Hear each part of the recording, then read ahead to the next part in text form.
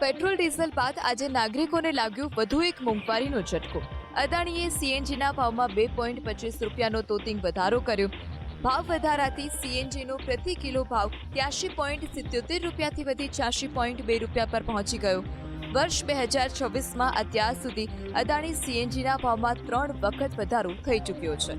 7 ફેબ્રુઆરીએ સીએનજીના ભાવમાં 0.50 પૈસાનો વધારો કરાયો હતો, જ્યારે 2 એપ્રિલે 1.50 રૂપિયા અને આજે 2.25 રૂપિયાનો વધારો કરાયો છે.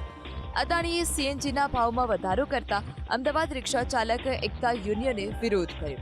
રિક્ષા ચાલકોનો આરોપ છે કે એક જ મહિનામાં સીએનજીના ભાવમાં 4 રૂપિયા જેટલો વધારો કરાયો છે, જેથી રિક્ષા ચાલકોને માઠી અસર થઈ રહી છે.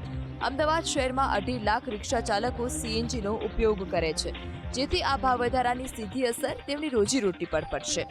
ભાવ વધારો પરત ખેંચવાની માંગ સાથે રિક્ષા ચાલકોએ સૂત્રોચ્ચાર કરી રોષ વ્યક્ત કર્યો.